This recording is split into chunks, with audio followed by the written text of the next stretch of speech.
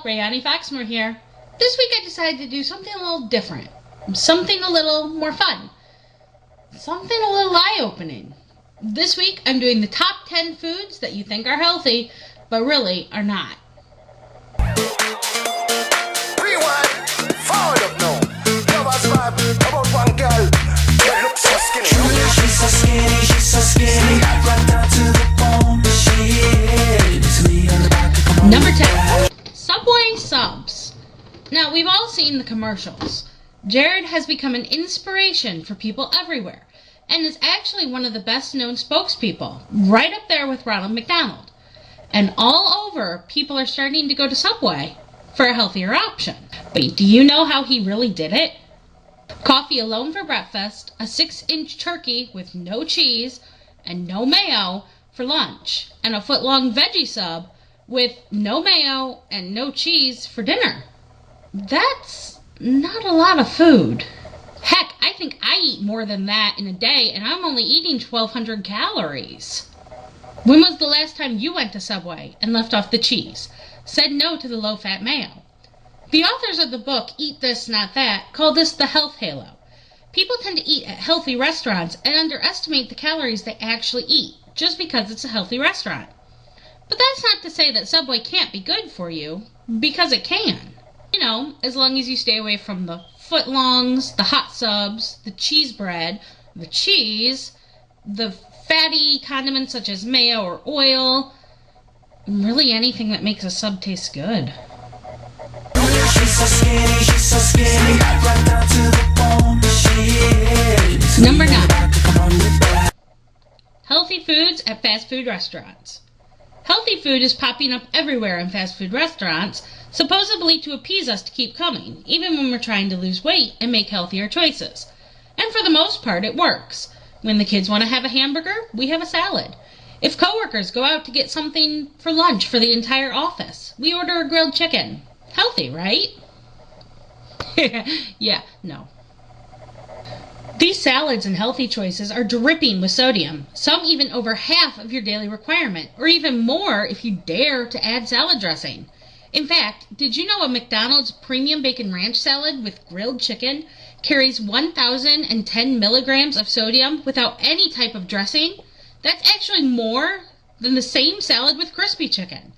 Add a low-fat balsamic vinaigrette or Italian dressing instead of the ranch, just to cut 130 calories, and you're adding another 730 milligrams of sodium. So you're eating 72% of your daily sodium intake in one small salad? Yeah, go ahead and try to tell me that's healthy. That's like the anti-healthy.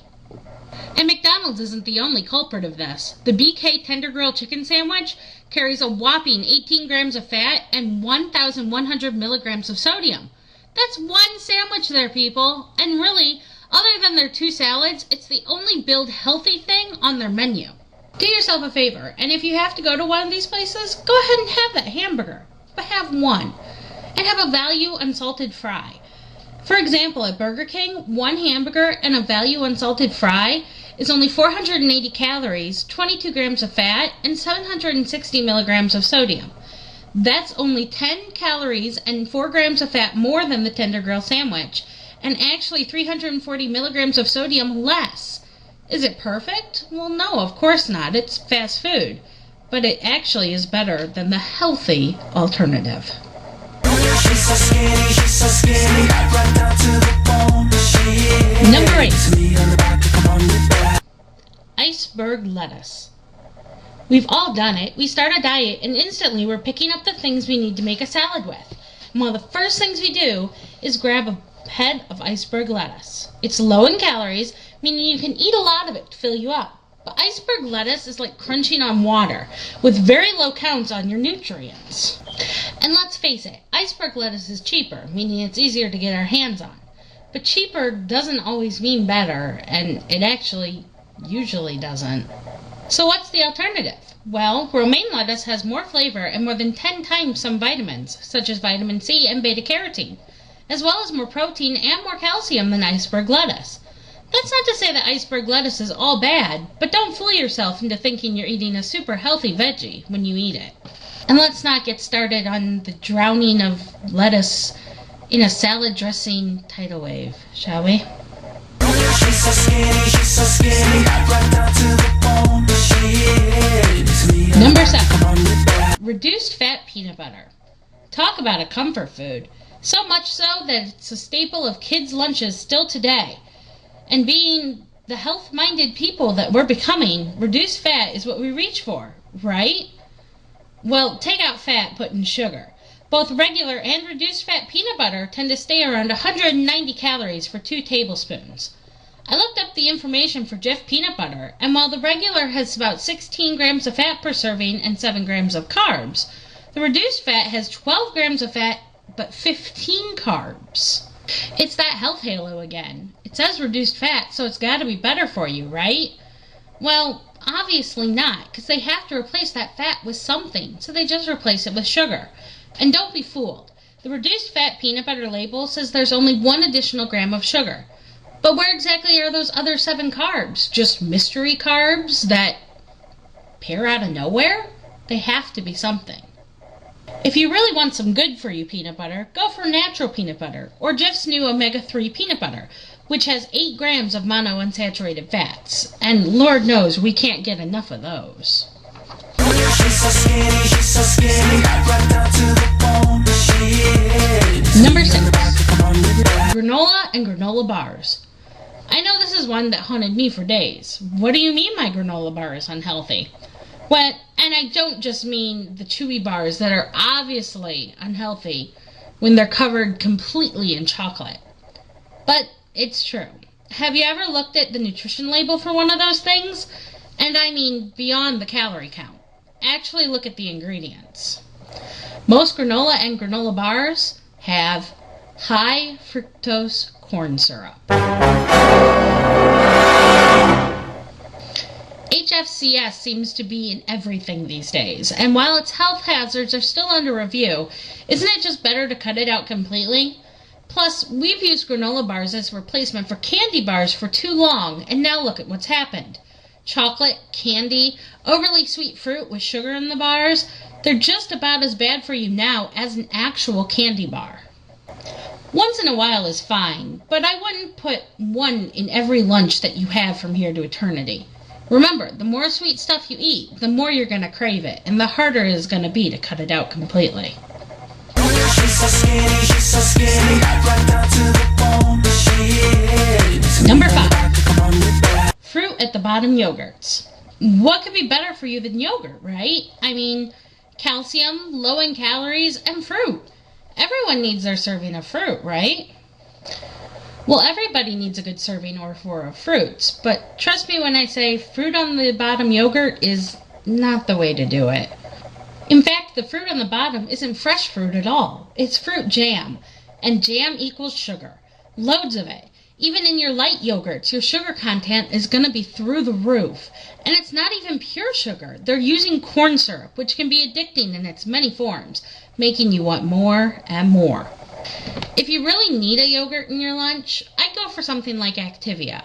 I know it's been in the commercials and all over the news lately, but it's actually a good yogurt. Even their light yogurt uses Splenda instead of corn syrup to sweeten. She's so skinny, right down to the bone. Number 4. Negative calorie foods. Repeat after me, people. There is no such thing as negative calorie foods. Come on. I want to hear it. The list of negative calorie foods has grown massive in recent years, including foods such as celery, carrots, onions, lettuce, apples, blueberries, oranges, cucumbers, honeydew, lemons, limes, peaches, tomatoes, watermelons. Well, you get the idea. The problem is that all these things really do have calories, and while it's billed as taking more calories to chew than the item actually has, that's not really true. In fact, the digestion is so minimal, it's not going to really affect the calories that the food actually does have. It's like a wishful dream, eating all the celery you want and not gaining an ounce. But your body only burns about 10 to 15% of the calories you eat with digestion. So even a 9-calorie stalk of celery, you're only burning about 1 to 2 calories from your chewing. That's not to say these foods are bad for you or that you shouldn't eat them. But don't trick yourself into thinking that there's no calories in a stalk of celery. You still should track it. And if you don't, well, you may be undercounting your calories by a lot more than you think.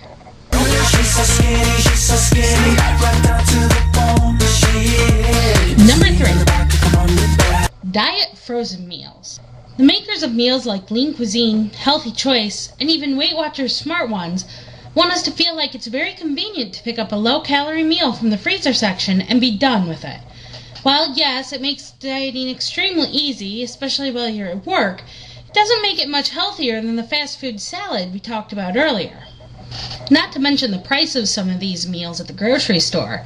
One of the grocery stores around here had Lean Cuisines on sale, 4 for $12. For less than that, I can buy bread, lunch meat, and several different types of fruit and veggies for lunches for a week.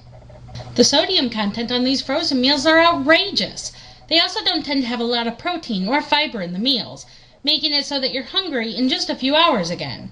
I do understand the convenience factor, which is obviously what they're going for, but does it really take that long to make half a sandwich in the morning? It sure would have a lot less sodium and more nutrition than these frozen meals.